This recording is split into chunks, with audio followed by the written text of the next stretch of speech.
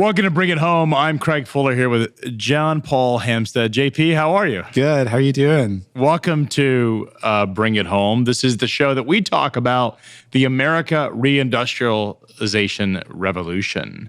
It is taking place. There's so much exciting things happening. Donald Trump's landslide victory is certainly going to drive more reindustrialization. This fact was already taking place across our economy as manufacturing was coming back. It's just going to go insane with the level and speed of what Donald Trump is doing in terms of policy and really trying to focus on America reindustrialization. Lots of exciting things that are happening around that story.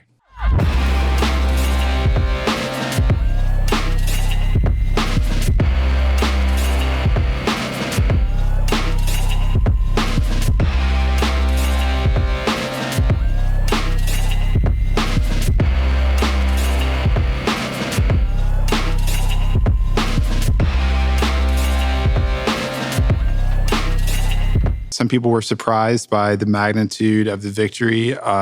Since that night, of course, he's made a number of announcements to his cabinet, to sort of other political appointee positions and policies that he wants to bring about. But I think the business community is sort of really excited about the results. You saw that from the stock market, popping on November 7th, the day after. That's continued. What are you hearing among the business leaders Well, I think everyone's super bullish, but I think the more important story is about this reindustrialization element. And the idea is that I think because of the fact that it was such a substantial win, particularly around popular vote, more so than even the Electoral College, is it means that a lot of the policies are going to come fast and furious. And I think if you are running a supply chain and you're thinking about, hey, I have more time to sort of sort this out, you're kind of put on notice now for reindustrialization. There's so much exciting things happening around the idea of reindustrialization. Policy is certainly going to drive that. One of the things I think, that you have to keep in mind is that companies, the way our economy works is really on a quarter-by-quarter basis. Yep. This is how companies sort of think. And so while the cost of producing in China and other parts of the world, that discount, the delta, the savings you would have normally gotten from China to the U.S., the arbitrages, it's actually narrowed over the last decade, particularly when we compare places like Mexico and China. But it's narrowed, and because the cost of producing products in China is now much more expensive than it was 10 years ago, largely due to a demographic issue, companies didn't have an incentive to look at it. They weren't incented to think about, okay, I need to think about moving my sourcing. It did happen in certain industries, and certain companies did that. But really, the catalyst is the fact that these tariffs will be put into effect, and companies have to think beyond a quarter. Now they have a little bit of an excuse. So CEOs and CFOs that would have chosen to move manufacturing out of China probably wouldn't have been apt to do it because they're worried about missing a quarter or two. Now they have the backdrop of tariffs as a threat to say, I need to go make those investments. And to them, it gives them a little bit of cover. I think that's a fantastic thing. And then you've got, the Fed is continuing to lower rates. You've got the prospect of lower corporate taxes in the U.S., or the extension, at least, of the Donald Trump, the first administration's tax cuts. There are a couple of different factors in play that should allow corporations to make investments, whether it's like a strategic move or, opening something up here or sourcing, to give them a little bit of cushion to take that kind of risk. And it's also there's so much talked about tariffs and the cost of tariffs. And there's been some recent publications and research out there that, currency offsets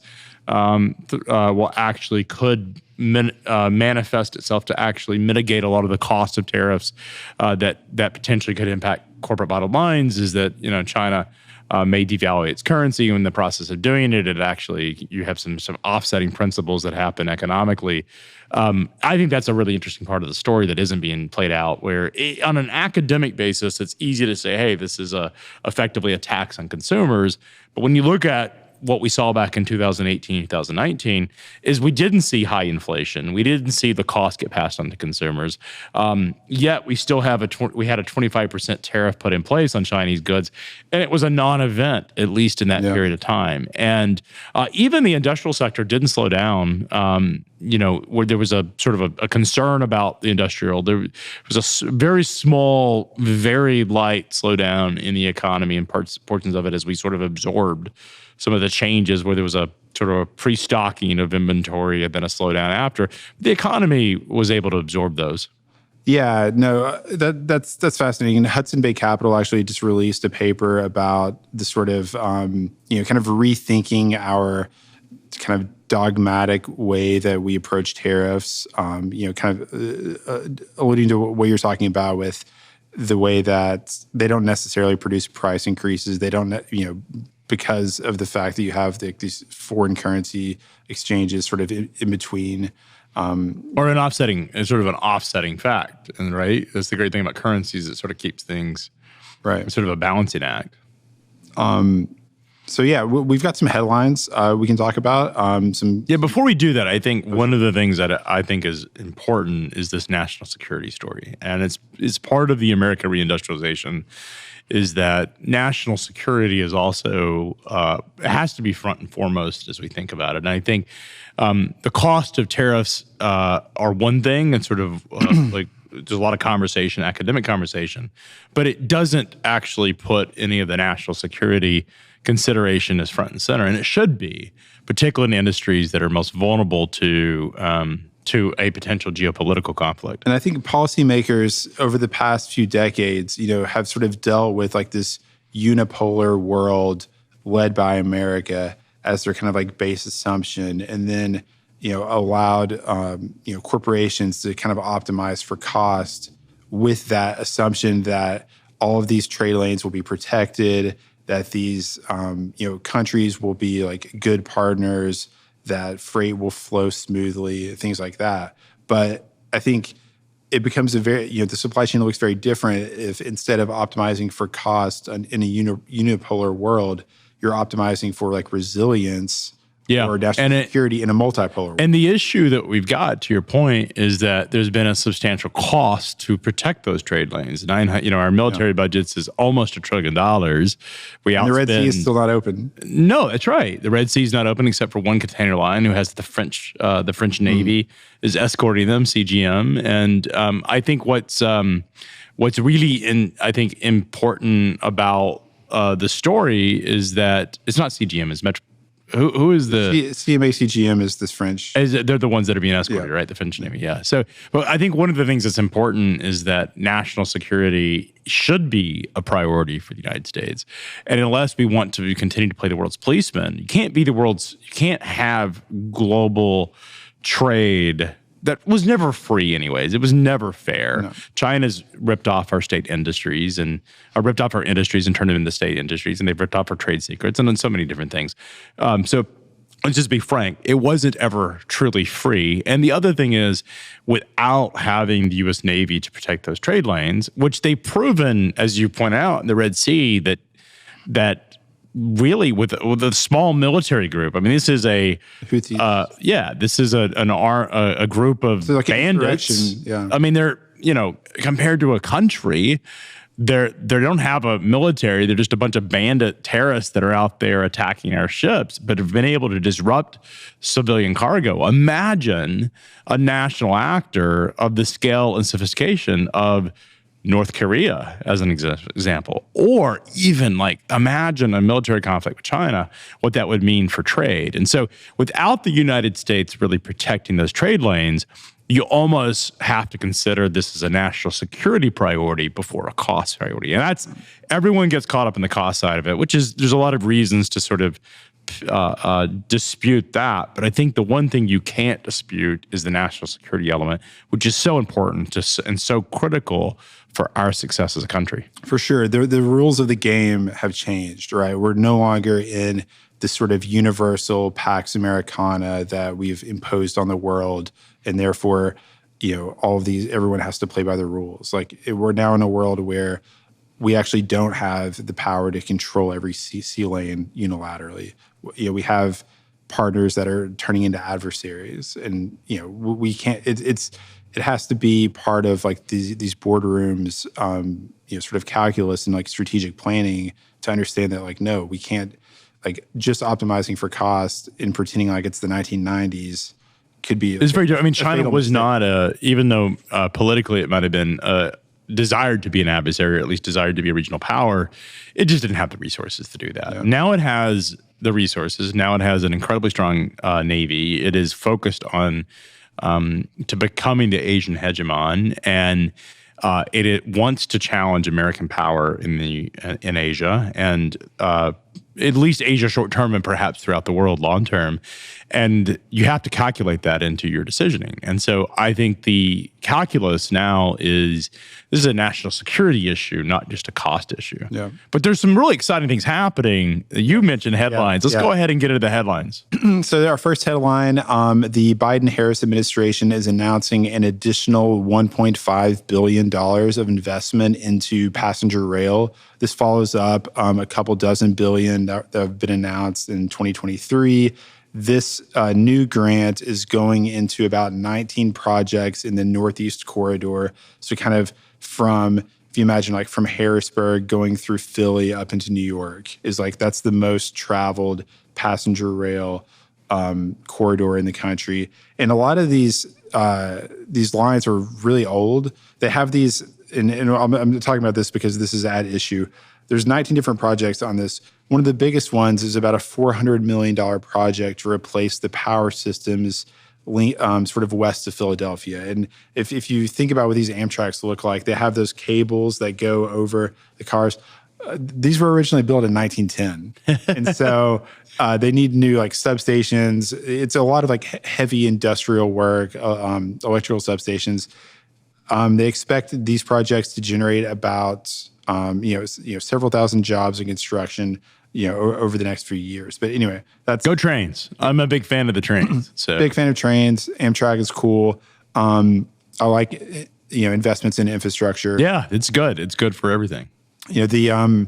The freight railroads, of course, are maintained and built by private enterprise, but it's always cool to see it. Passenger rail. I think in a corridor like that where you have high density, it makes sense. I think you see a lot of these train people on Twitter or X who talk about like, oh, if we only had trains everywhere.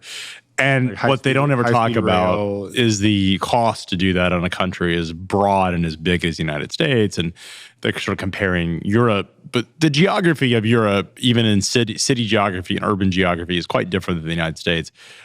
Look, I'm all for rail, but I'm also all for practical applications that make sense. And the nice thing about the Northeast is you have density, and that is Amtrak's profitable. They actually have routes that are profitable in the Northeast. Less so when you get outside of that corridor. Yeah. I think there's a reason why like the commercial aviation industry took off in the U.S., right? Instead of high-speed rail. Because you have these, effectively the United States is two islands. You have the West Coast. You have these mountains that are in between, which you could compare to oceans. You have the Great Plains.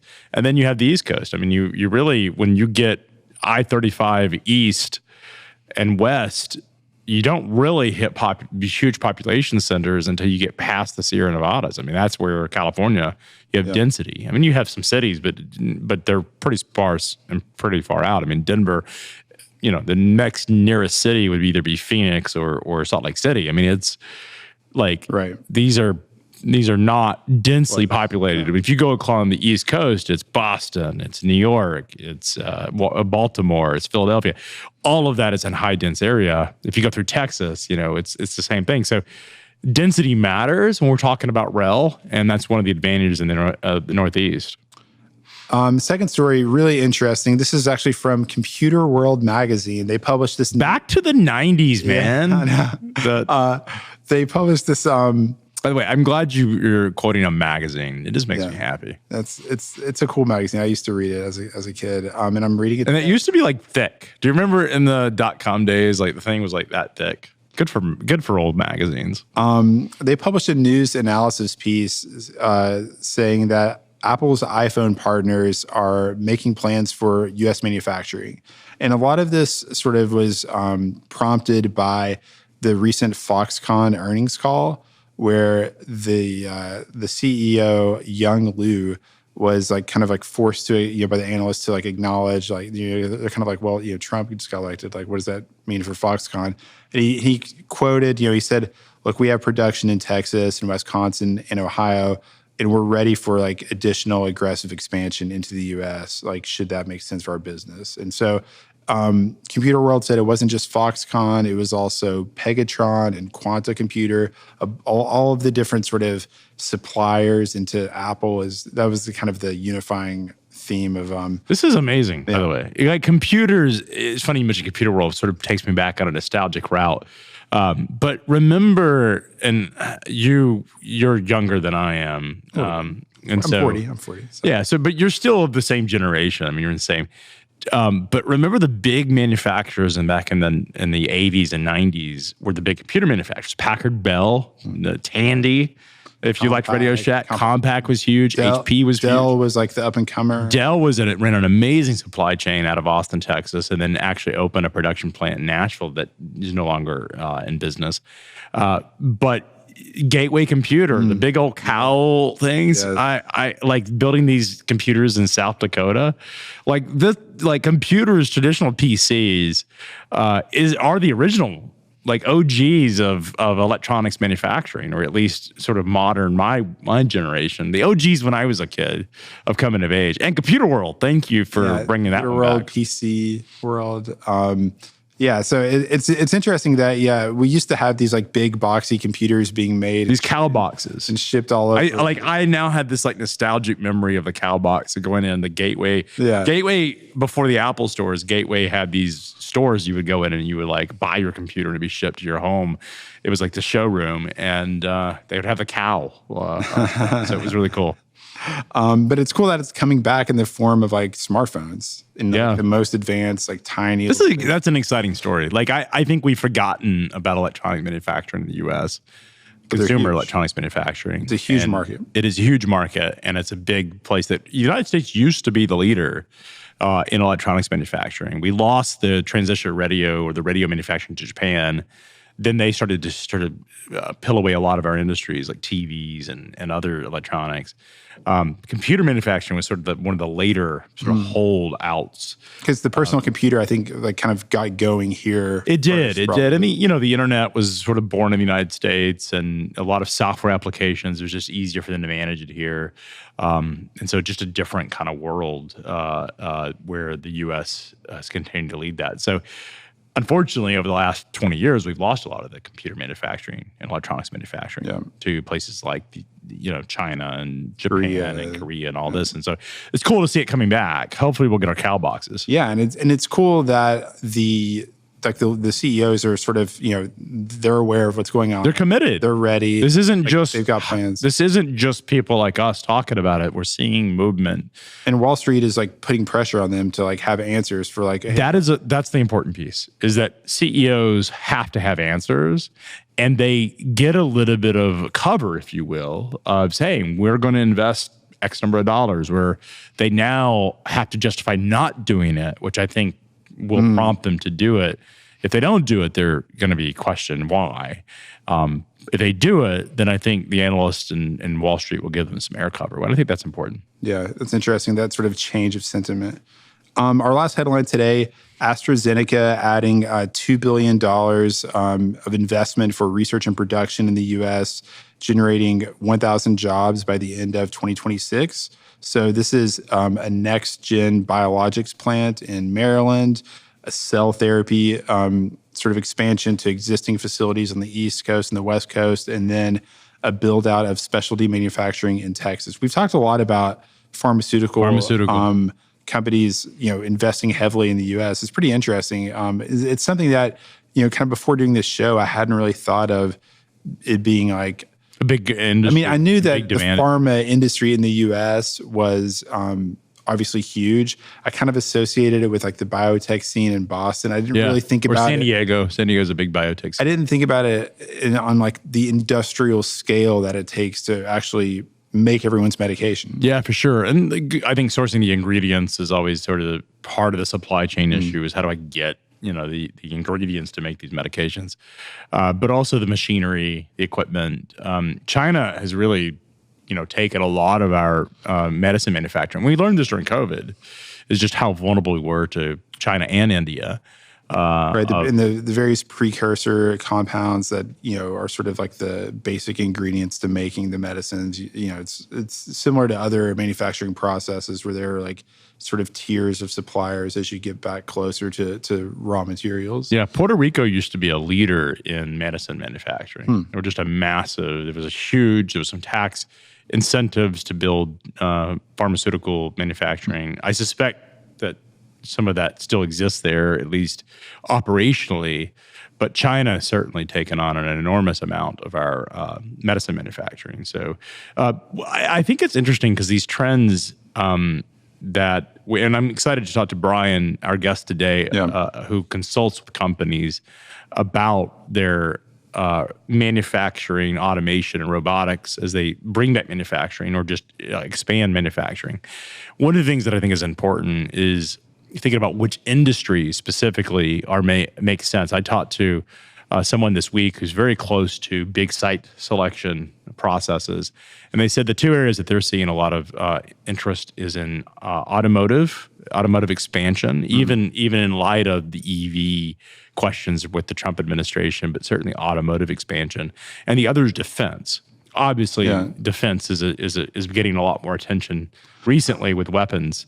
I saw something that the U.S. has tripled its production of 155 millimeter shells since the beginning of the Ukraine war. I remember when that kicked off, people were concerned that we only have the capacity to make this number of shells. We've already sent them all to Ukraine. Like, what are we? Never underestimate the defense industry. It's like tripled. It's like tripled already, and it's probably going to triple again. That's whether you love it or hate it. I remember the movie Lord of War with Nicolas Cage, and talks about just the fact that there will never be a shortage of war, and there will never be a shortage of people selling weapons of war. That sort of reminds me of that. It's an unfortunate reality, but defense is moving, automotive is moving. You've talked a lot about pharmaceutical moving. Let's bring Brian and talk to Brian about what he is actually seeing on the ground. I'm excited to have that conversation. JP, our guest today is an expert at reshoring and automation that's taking place across our manufacturing and warehouse supply chain. Tell us a little bit about our guest and what we hope to speak time talking about. Sure, yeah. We're going to hear from Brian McMorris. He's the president of Futura Automation, which offers automation solutions to manufacturers and sort of helps them with the economics of bringing their operations back to the United States and balancing labor costs versus capital expenditure on robotics and things like that. Brian, can you hear us? Yes, I can hear you fine. Thank you. Well, Brian, welcome to the show. We, this is an opportunity to talk about what's happening around reindustrialization. Obviously, it's getting a lot of press. Tell us a little bit about the background of Futura. Sure. Yeah, so I've been in the automation and robotics space for about, my whole career, since 1980. Started out in programmable logic controls. That was the technology of the day in 1980. Just got into it because I had a background in engineering and computers. So didn't really think about manufacturing back then, but I knew how I wanted to apply those skills. So got into that, graduated from college, and then went to work in the industry. I always had the idea I wanted to be in robotics. That was something I'm a Jetsons kid. I grew up with the Jetsons. So I had that in my mind, but there really wasn't much in the way of robotics back in the early 80s. But by the 90s, they became more prevalent. And I joined companies at that time, a couple of different companies that were focused on the robot industry. And because of my interest, I always put myself into that space and was working with companies that were applying robots. Then I'll just fast forward to 2016, I became the VP of Adept Robotics. It was one of the last American manufacturers of robots and had been struggling for 20 years or so, which is probably how I ended up there. So I spent about a year there, and then Omron, a Japanese company, acquired us, and I had to find something else to do. They didn't need a VP of sales since they had their own. So I I started my own company at that time, which was Futura Automation, with the goal of helping companies reshore. I'd always believed in that all the way back, into the 80s, when, of course, the Japanese invasion first kind of went after the robot industry and the car industry especially. But then, of course, China came along in the 1990s and 2000s. And so I saw manufacturing disappear before my eyes. I saw cities vaporized by the loss of their main industry. So I was very interested and motivated to help companies get back the manufacturing they had lost. So, Brian, you've been doing this for a couple of years, back to really drive the reindustrialization story. Back in 2016, when Donald Trump was first elected and went into office in 2017, it was a pretty shocking turn of events where he was talking about putting pretty substantial tariffs on our number one trading partner at the time. But fast forward 7 years later, it seems like that message is really resonating with both corporations and businesses, but also consumers. What have you seen over the last couple of years that have really sort of changed the way people are thinking about this process? Yeah, it's interesting that, of course, President Trump made an issue out of the Chinese trade practices, which weren't necessarily fair trade practices. A tariff-free world works great when everybody plays fairly and by the same rules. It doesn't work at all when some countries cheat and charge tariffs against your projects, or they might call it a value-added tax. That's another way of doing the same thing, is adding a tax. And it makes it an unfair playing ground, which already is unfair enough because of the differentials in labor cost. So we started to see 2 or 3 years ago, through various signaling into the government through the people, that we're kind of done with losing our manufacturing to foreign powers, specifically China.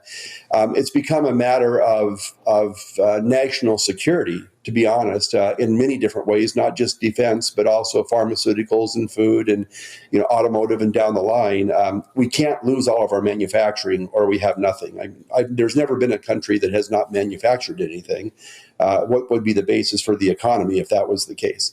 So there's been a lot of interest in bringing back the manufacturing that we had kind of stupidly given away over the last 20 or 30 years, I guess, trying to be nice guys or something like that, or being honest to the economist, Adam, I'll forget his last name now. But you know what I'm talking about. I mean, it's been dogma for 300, 400 years that free trade was the way to go. So it's kind of hard to break that through tariffs. So a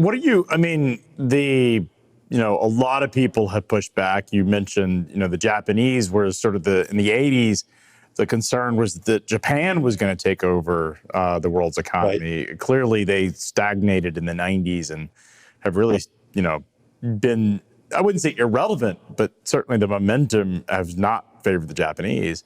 China's a different story, largely due to its just massive amount of people and unlike the Japanese, the availability of resources that exist in China that just didn't exist in Japan. Why do you think this time is different in terms of the public opinion around China versus what we saw in the 80s with Japan? I just think it's the scale of what's happened to manufacturing in America. The first go around in the 70s and 80s, manufacturing sort of needed a wake-up call. We all know the story, if we're old as I am. We know that the cars made in the 1970s weren't very good. The quality was poor. And when we started to see product come in from Japan that was lower cost and it was much higher quality, I think people thought, well, this is a good thing. This is showing our industry, one of our key industries, that things can be done better and differently. And that was fine because it hadn't really eroded in a big way the economy at that point in time, especially the economies of certain towns and cities. But along, came China, and as you say, for the exact reasons you gave, 3 times, 4 times our population, but also all the natural resources without the regulations. I mean, that's an important thing to remember, is they don't follow the same set of regulations we follow through the EPA and that sort of thing. So if they want to mine rare earths, they just go ahead and dig it up. And it's impossible to get a mine permitted in America. So that's something else we're going to have to address over the next several years, is changing the thought process around mining, because otherwise we're relying on other countries for all the most important minerals. Brian, can you tell us a little bit about how Futura Automation helps companies reshore? And then I also want to hear, kind of what are you seeing from your customers? What do they care about? What kind of momentum exists today among the manufacturing community about bringing operations back to the United States? Yeah, so practically speaking, I'll be honest, I mean, I don't get into the C-suite too often to have that conversation with my customers. I'm normally dealing with engineering level people at the factory floor, and I'm getting the output of their efforts over the last several years. They've planned and they've budgeted for projects, and when I see the project, it's already the commitment has been made to spend those dollars. But there has been, in just casual conversation, companies are bringing back their manufacturing. They see the need. For one thing, China's gotten a lot more expensive. So the labor costs there have gone up, just like they did in Japan, which is what kind of ended Japan's dominance. But there's also, of course, this tension between China and the United States. I think most people in management want to be good citizens. They want to do the right thing by their country. They don't want to be contributing to the downfall of American hegemony. So the money is being set aside. There's bumps in the road because of changes in our government, for example. Changes in interest rates have played a large role. The last few years, capital has gotten a lot tighter just because the interest rates have gone up. And there's been this general fear, I think, in the C-suite that we're going to hit a big recession. We haven't, but there was, because of the interest rates going up to 7%, and inflation at 9%, there was thoughts that we were going to have a big recession. It hasn't panned out, but that didn't stop the, C-suites from getting conservative about it. How important is the cost of capital to your business and just the general sort of, prospect of, buying automation equipment to help onshore a factory? Yeah, so that's a great question. There's two ends to my business. There's new projects and there's maintenance. So that's intentional. I don't want to get stuck in the capital equipment cycle. So when it comes to just maintaining equipment, maybe adding a piece of machinery to complement something that's already there, that's ongoing, and that's not really disturbed by interest rates or by the economy. But the new equipment business cycle is very strongly influenced by the cost of capital. So it was really cheap to get, of course, equipment many years ago now, 4 years ago, when interest rates were, at least the federal funds rate was, 0.1%. You could get loans as a business for 3 to 4%. Well, you can imagine that when you sell equipment to a company, and you folks probably know this, it's all about return on investment, right? ROI is the thing that drives it. So if you double the cost of capital or triple the cost of capital, it makes the ROI much more difficult. I mean, it makes it much more challenging for the management to justify. Maybe they want a 12-month ROI. That's pretty common in our business. But if it gets driven to 3 years by the cost of capital, then it's going to be much less practical, and not so much is going to happen. So, Brian, let's talk a little bit about the conversation that seems to be really popping up a lot, is that the tariffs that Donald Trump has promoted, or at least has been reportedly has talked about, the conversation around inflation. Can you talk a little bit about what your companies and your customers are saying about that particular part of the story? Sure.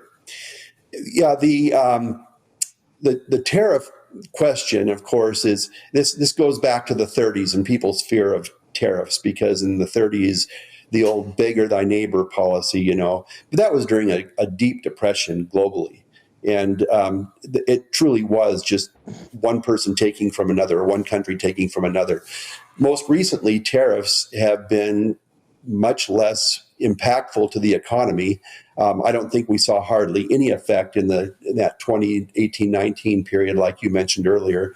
The tariffs did their job. I mean, some of the charts I sent you show the big change in direction between our production output prior to that period and after that period. So we've basically bottomed the loss of production in America, and it was largely due to that time, along with all of the talk about national security. So tariffs serve a purpose. Now, whether you can, some of the more bombastic stuff by President Trump is that, we can replace income taxes with tariffs. This country can become rich with the proper use of tariffs. Did you just float out the idea of getting rid of income taxes and replacing it with tariffs? Well, okay. Were you serious about that? Yeah, sure. But why not? I don't know about that. I mean, that was true in the 1890s, but in the 1890s, we didn't have the same government that we have today in terms of size and wastefulness, to be honest. It didn't do as much back then. There was no income tax, and the government costs were paid by tariffs. So some amount of here's a way I always tell people to think of tariffs. All the other countries in the world, including Canada, including all the European countries, have a value-added tax. So anytime I sell product to Canada or even to Italy, for example, there's always a value-added tax applied to that product. That's a tariff. I mean, it's no different. It's a barrier to entry. They might have a program in their own country that gives a special benefit to the companies that they eliminate those value-added taxes for certain local production. I don't know all the ins and outs of that, but it's a tool that can be used to balance trade, value-added tax. It's just a nice way of saying tariff. Tariffs serve a purpose. The 200% tariff idea, I mean, some of that, like I say, is just bombastic. I mean, it's not really true. It makes a point. So, but 20, I think the discussion right now is a 10% kind of base tariff, kind of across the board, and then additional tariffs based upon how the countries trade with us, whether they trade fairly or not. So that seems to be a fair approach to me. I mean, if people are going to basically send, like steel dumping, classic steel dumping, if they're going to try and dump steel on our market to destroy our steel industry, I think there needs to be protection. And the steel industry was one of those industries protected in the 2018-19 period by Donald Trump. Yeah, I think the discussion, at least been reported, is that Donald Trump plans on putting a 60% tariff on China specifically, and a 10%. The number has been bounced around by the media at 10 to 20%. It's hard to know what specific policy, but at least a blanket tariff, and then an accelerated tariff or a much more punitive tariff on China. One of the things that is commonly not talked about, because the economists and the academics like to talk about potential inflation, but one of the things that you mentioned, Brian, and I think is an important point, is the national security element, which is really probably the most important message of all, is without a manufacturing base in the United States, is that we are dependent upon countries which are run by governments and leaders that are hostile to our national interests and our national security. Talk a little bit about what is driving companies to think about it from a national security standpoint. Yeah, so in national security, again, I don't normally have that conversation directly with customers. It might come up sort of as an aside or something. But the idea that you can have a defense, you can have a military, without steel. You can't have a military without steel. You have to build ships with something. You have to build aircraft with something. It might be aluminum in that case, but you have to build aircraft, titanium. I work with a company in Las Vegas. It's actually, I think, headquartered in Pennsylvania, but it's Titanium Metals Corp, a Berkshire Hathaway subsidiary. And they're a strategic industry. You can't do aircraft and aerospace in this world that we're in without having titanium. So they are a precious, there's only a couple of titanium companies in the country, and they're one of them. I think there's two.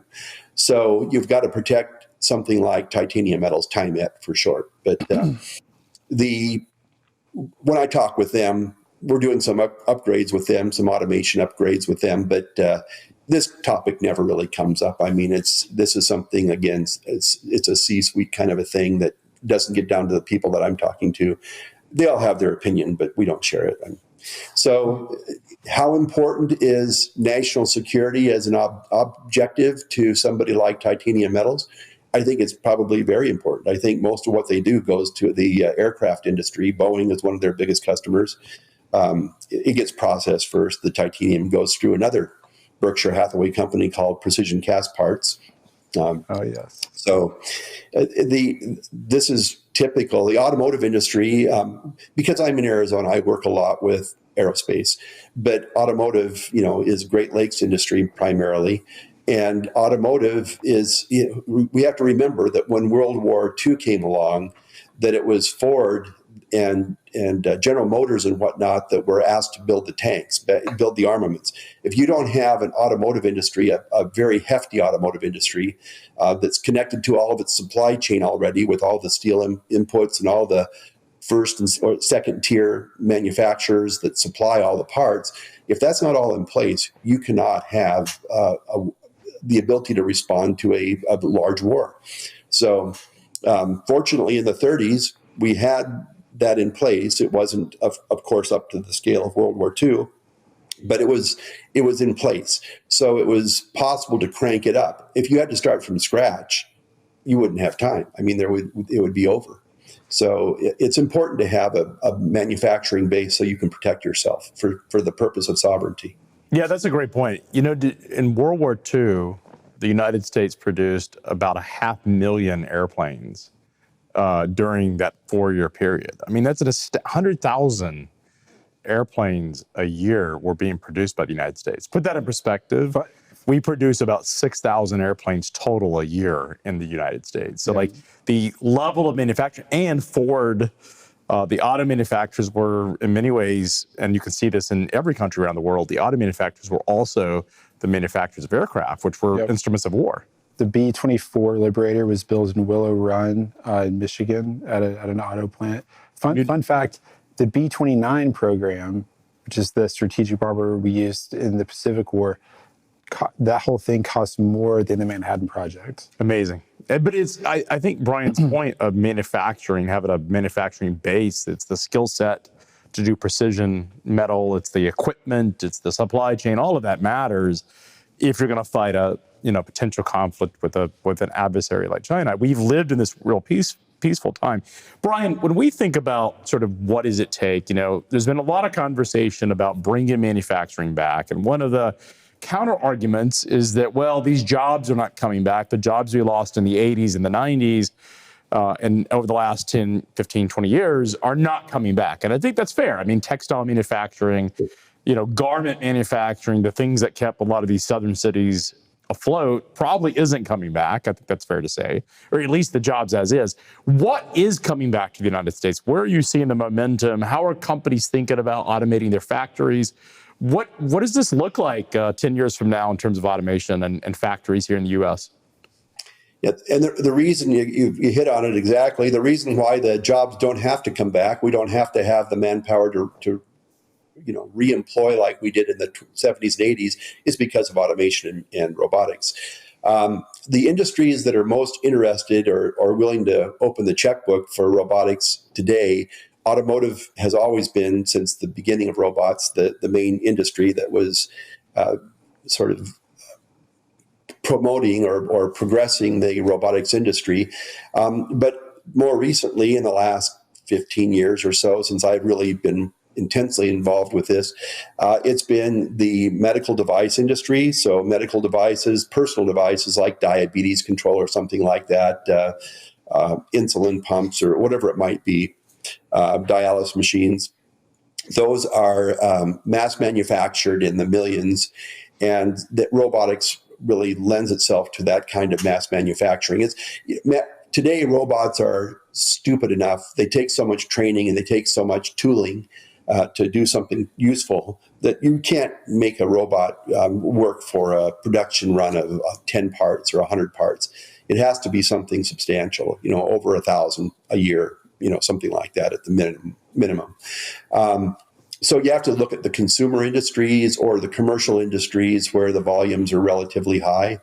And that would be medical device, that would be aerospace. We do a lot of work in aerospace, not that thousands and tens of thousands of planes are made, but there's a lot of repetitive parts in planes that are made by robot. So it's might be getting into the defense industries. I don't get to hear. I work with a couple of defense companies, but they don't tell me what they're doing with the robotics that we're supplying to them. So for probably better you don't know. You might become a exactly. I don't want to know that sort of. If they told you, they'd have to kill you, kind of thing. Brian, one of the things that strikes me is that you talked about high volume being a key characteristic. But also, airplanes, like we've talked about, aren't typically high volume, but they're big ticket. Do you think that's really sort of the trade-off that we're going to see? Is either big ticket items that require lots of sort of complications, and airplane is a perfect example of that. Automotive manufacturing and high big volume consumer goods. Is that where we should expect to see? What industries are actually is the United States poorly positioned in terms of bringing manufacturing back, or would we even want to bring manufacturing back, or not? Yeah, so there's some novel application. I gave you the key applications. Packaging is the other one for food and beverage and whatnot. That's highly automated, robotics everywhere in food manufacturing because again, volumes are high, consumer goods. But the interesting thing about food products is, and this is maybe to help make this point, they're low value. And there's definitely a trade-off between low and high value and the volume. So the lower the volume, the more volume you need. The higher the value, the less volume you need. It's hard. It's a subjective decision. So you can't make a mathematical equation on that. But it trends that way. So food. All the actual processing and manufacturing of food is done by what I would call hard automation. It's done by old-time processes, vats, and colanders and kinds of tools you find in a kitchen, but they're industrial scale and there's conveyors and that sort of thing. But when it comes to packaging the food, that's when you start to see the robots being applied, and especially when the packaging is put into a case, case packing generically, the case taping, and then putting the case on a pallet. All of that is very automated. Something like clothes, you mentioned, clothing before. That's one of the hardest industries for a robot. The volumes may be high, but the sizes are all over the map. The colors and all the types of fabrics that are used, it's all over the map. So the unit volume might be low, even if the overall volume might be high. And then the other problem with fabric is it's just flimsy. So robots, again, the tooling is not great on robots. They're not nearly as dexterous as a human hand, but they can't. It's hard to pick the fabric and stretch it out, and like you would for packaging it or something like that. So those are all challenges that people are working on, but it probably is quite a few years off because the value is relatively low. It's very hard to work with. It requires a lot of specialized tooling that doesn't exist yet. So clothing is probably the one that's most difficult for robots, to be honest, and from a cost standpoint. And then something that is like you say, high value precision, like medical device, is going to be, you don't have to do that many medical devices to justify a robot. So we did very well in my business in 2020 and 2021 during COVID because everybody was in a rush to develop testing kits and the injectors and whatnot for the vaccine. All of that was rush. There was money being thrown at it by the government, so it didn't take high volumes to justify, doing robotics and people couldn't go to work, so there really was nothing left but robots to do the manufacturing. So, Brian, is it safe to say that the sewing, these factories you see on TV, or perhaps if you've gone to Asia, these factories of largely women, at least the ones that I've seen, women that are sewing clothing is going to continue to be a part of our trade, but when it comes to higher value components, and it seems like if we're making the argument on national security alone, it seems like you want certain items that actually drive national security. Clothing isn't one. T-shirts not so important. Yeah, T-shirts don't really matter, right? That's true, and so the interesting thing there is China's actually kind of out of the fabric, the clothing business. That's all moved to Bangladesh and Vietnam and places like that with lower cost labor. So if it's just pure manual labor, then a country quickly evolves out of the realm of making clothing, because it is such a labor intensive kind of a business. And like I say, that's the last frontier, I think, for robotics. There's so many other things that we can do earlier on, especially that are critical to national security. We didn't talk about chemical processes because they don't have much robotics. They're process automation, but bringing the chemical industry that for the precursors to all of our pharmaceuticals back to the U.S. is another critical task, because we've let all that go. And if we get shut off by China on all of the pharmaceuticals that we need, then that's going to be a bad scenario. So, Brian, I'm going to make you the national trade advisor for the White House. For the next few minutes, I want you to talk about this. In terms of priority, both economic, national security, and ease of use, perhaps robotic automation is there. Which industries are you prioritizing to say that these are the most important industries to bring back to domestic onshoring, and frankly are the ones that we can, whether it's robotics or other forms of implementation, that we can win at? Which ones would you prioritize? So we've mentioned several of them already. I would focus on pharmaceutical manufacturing. And that's, again, more hard automation than robotics. I would focus on medical device.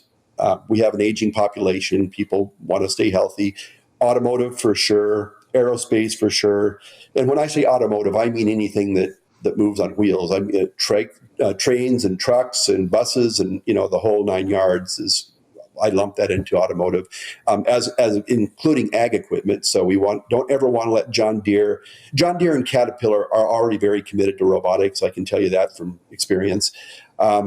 So we haven't lost that, but we don't want to lose it because it's critical so that we can grow our food.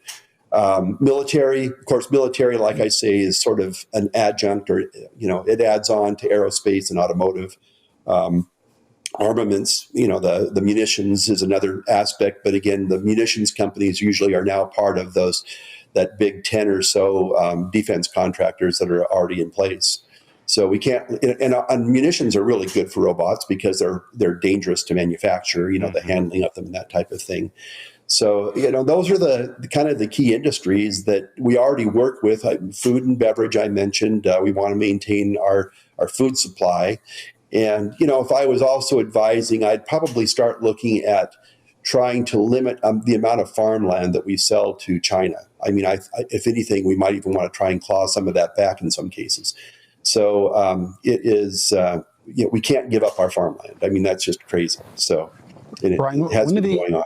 One of the industries you did mention is consumer electronics. And on Foxconn's last earnings call, their CEO noted the changing of the guard in the White House, the imminent administration coming in, and said that they're prepared to rapidly onshore more production back into the U.S., that they already have operations in, I think, Wisconsin and Texas and Ohio, but they're ready to bring on more. Do you guys work with electronics companies? What's the kind of state of play there? I guess I haven't talked about that because it's been so long since we've done much consumer electronics in this country. I kind of forget about it. When I first got into the business in the 80s and 90s, we were doing a lot of printed circuit board work, and a lot of the circuit boards were populated. They were stuffed by hand. Now there's machines that have been developed at any kind of volume. The boards get stuffed and soldered and everything by machine. So that's been around for a long time. We just let it go. We didn't have to let it go, but I would definitely want to bring that back. I mean, I just didn't mention it. And robotics are heavily used in electronic assembly already. I mean, that's an industry that was roboticized, 15, 20 years ago. And it's just done nothing but increase. And even in China, they use robots primarily now for electronic board manufacturing. So, Foxconn has been, of course, Foxconn is a Taiwanese-owned country, so whether that becomes mainland China or not, we'll see. But, Foxconn has been heavily invested in the U.S. in that direction. They haven't really produced any of these big plants that they've talked about with massive output. There's been plans like the Wisconsin plan a few years ago that never really took off. But they would be a player. But we also have other, contract, CMs, contract manufacturers in the U.S. that are still here. Benchmark is based here in Phoenix now. There is Plexus. There's probably 5 or 6 Flextronics, or just Flex as it goes by today. So those companies still exist in the U.S., but they've scattered their manufacturing all over the world. They probably need to be encouraged to bring manufacturing back to the U.S. I mean, that would be, as the czar of trade, I guess that's something I would really push hard on, and including getting Foxconn to do what it said it's going to do. So Brian, your expectation in terms of the tariffs, if we do see even the most aggressive, the levels of those tariffs, your expectation as it relates to inflation or sort of economic impacts, how should we expect that 5 years? What's the report card you would give if we were to see the most aggressive tariffs in place? Well, yeah, most aggressive practical tariffs that make sense, economic sense. I think actually we can probably displace quite a bit of tax. Maybe we won't lower the income tax, but we won't have to raise it. That's probably a good goal. If we can leave the income tax around the average of 20% or whatever it's at today, it's been there for, if you look, 30 years, 40 years, it's been there a long time. So we're all comfortable with that. So help with the deficit through the tariffs, I think. And then the tariffs will also then encourage manufacturing, encourage business growth in the U.S., and business growth, is going to generate more taxes from that business growth. So I think that's a good way to stop the bleeding, and then maybe some of the healing. So I don't know if we get all the way there with a decent tariff program, but I am not anti-tariff anymore. I probably was at one time because of all my reading, when I was younger, about the beggar thy neighbor policies in the 30s. But I think it serves its purpose if it's managed and not used punitively against the other countries. And what has you most excited for the next 5 years in terms of Futura Automation's prospects for growth and the kind of bullish trends for your own business? Yeah, so my company is half consulting and half product sales. As a rep, I'm a rep primarily. I don't manufacture anything myself, so I can see the opportunity to do more, greenfield type projects where there's going to be just a new plant built to manufacture product in America, bring some of that manufacturing home. I think we'll see a lot more of that. I think a lot of those companies might come from Taiwan. I've already seen a couple of Southwest companies right here in Phoenix. Of course, we have Taiwan Semiconductor and their huge plant that they're building on the north side of the city. And that's Taiwan Semiconductor's efforts to diversify away from just having everything in Taiwan, which is very smart. Of course, we already have Intel here, and that Intel plant is doubling in size. So we can see more and more of that, and a lot of that is fresh plant from the ground up, new equipment, and that puts a lot of demand on all of the supply chain. And I'm part of that supply chain. That's my role, is to supply equipment and hardware, robots to manufacturing sites. So the more demand that there is, the better it will be for me. I don't have any specific goals or expectations, but it'll be good. Brian, what is the sort of, to wrap up the conversation, what should manufacturers know about what it takes to successfully, if they're thinking about reshoring or reindustrialization in the U.S., what is the playbook to be successful at that? Yeah, I think that if I'm them, I first study what the competitors are doing, or not in America necessarily, but anywhere in the world. Automation is sort of a playing field leveler, right? I mean, the differentials in labor and that sort of thing are less important when you have a robot, because robots cost the same thing everywhere. Several of the robot companies they're either in Japan, like Fanuc and Kawasaki and Mitsubishi, or they're in China now. KUKA, one of the big companies that used to be a German company, is now owned by the Chinese, and they have manufacturing there.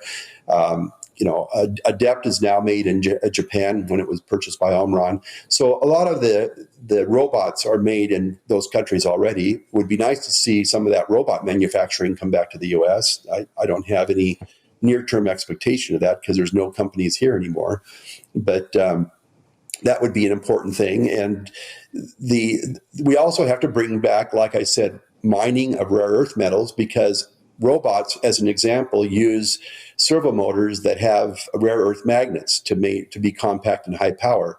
And all that rare earth material, the minerals, are all controlled by China today. So we need to bring that back to the U.S. so we can build our own servo motors, which are used in everything. They're used in tanks and aircraft, and aircraft is all fly-by-wire now. They use servos to control the aircraft. They use it to control the missiles. All that is controlled by China. We've given all of it up. And the people that are anti-mining, I know that they are well-intentioned, but they don't understand what they're doing to this country and the danger they're putting us all in. So we need to start mining again, but in a way that is environmentally conscientious. So mining is one. Obviously, energy. If I'm thinking about a factory, I got to think about energy supply. Is that a big consideration among companies thinking about electricity, power, industrial level energy? Is that something that is top of mind? Not really. The industrial plants usually have an adequate supply. They don't use that much power compared to these data farms, these server farms, I guess, are just chewing up all kinds of power. But in the macro sense, eventually, if those data farms and EVs, for example, all the charging stations, if they start to consume more and more of the available power on the grid, then something's going to have to be done to complement that power. And nuclear is the obvious solution. I mean, I'm a very pro-nuclear guy. That was my first engineering studies in college, was nuclear engineering back in the 70s. So there is a new company or two out there that are looking at small modular reactors. They're modular. They start at like 70 megawatts, and you just put a bunch of them together to get to a gigawatt or whatever you need. A typical coal-fired plant's probably a gigawatt. So you put 10 of them or 12 of them together, and you get a gigawatt. But that's a trend. They're much less expensive. The Nuclear Regulatory Commission is just now giving them their approvals. So that technology is right around the corner. Companies can start probably buying those now, putting their money down, and solve the energy problem in this country. And then labor obviously is a big consideration, because even if you've got an automated factory with robotics, you still have humans that have to be a part of it. Absolutely. Is that part of the sort of calculus for companies? It is. And that has been somewhat addressed, not in the scale that's necessary, but there's a lot of effort to transfer robotic knowledge, automation knowledge through the community college or VOTEC college programs. So a lot more community colleges now offer a robotics certificate, 2-year degree, than that used to be the case even 10 years ago. And that's what needs to happen across the country. Is there needs to be partnerships between industry that needs these employees and the local community colleges that need the funding to help develop the labs and whatnot, because you have to buy robots and other equipment to give the kids something to work on. The students are there. I mean, we've had a lot of, you probably know, the robot, I'll drop the name in my mind now, but there's contests, there's competitions in the high schools now between various kids, various schools in building their own robots. The battle bot kind of thing was big a few years ago. There's been soccer bots, you make robots to do soccer. So that kind of engagement with teens and even preteens makes it so that these kids, when they get to college, they want to study industrial robots and they want to have a career in the field. So that's already kind of in place. It might need to have a little encouragement, from the government, but especially from industry. So if the manufacturers themselves could sponsor these colleges, like Lucid here in Arizona, has worked with the Coolidge Votech in the Casa Grande area. And that Votech didn't have a robot program 5 or 6 years ago, but when Lucid decided to come in here, they helped establish that program. And that's what needs to happen. Well, Brian, it's been an amazing conversation, and we'd love to continue to follow your journey, but also the journey of America's reindustrialization. We hope to have you back. Really, a lot to think about here, JP. Yeah, it was super interesting. I love just hearing about the kind of the decision-making calculus of these companies, and whether it's the cost of capital, whether it's the labor supply, whether it's access to the materials they need, what all goes into these like reshoring decisions. So Brian, before we go, just one last question for you. Do you think this is something that is really going to accelerate over the next couple of years? Are we going to see a real push for reindustrialization? Is this more than just news? It's actually happening? Yeah. No, I without getting political, I think the person that was elected to the president is going to accelerate this direction. It was something that a lot of industry wanted anyway. They wanted this direction from our government. Not that the other, the Biden, administration was considering all of this. It was something that they were concerned about as well. Biden never dropped those tariffs on China, but they wouldn't have been as aggressive as the Trump administration will be in making this happen. Because if you've seen who Trump's putting into his cabinet, it's a lot of people from the business sector that, Elon Musk is his personal advisor at this point. And we all know what Elon Musk has been able to do over the last 15 or 20 years. I've had experience with SpaceX too, and they've applied automation and robotics, but he's huge on, if you know Tesla, I mean, Elon Musk really focused on putting robots in Tesla and eliminating as much labor as he could. So with that as Trump's advisor, and Vivek as well, Ramaswamy, along with others, I just listened to Joe Lonsdale on the news network this morning, and Lonsdale is one of the founders of Palantir. Peter Thiel, of course, was an eBay guy with Elon Musk. So there's a whole bunch of new entrepreneurs that are very interested in helping Trump drive this whole thing. Yeah, Joe Lonsdale is a FreightWaves investor. He was one of our. Oh, great! Didn't know that. He's actually our largest, or APC is our largest investor on the cap table. So we're certainly fans. Lots going on. We hope to have you back, Brian. Thanks so much for your time. Yeah. Thank you very much. We'll see you guys soon. Well, it was a fantastic conversation, JP. A really exciting time in industrialization. I love talking to people that are on the ground of what's happening.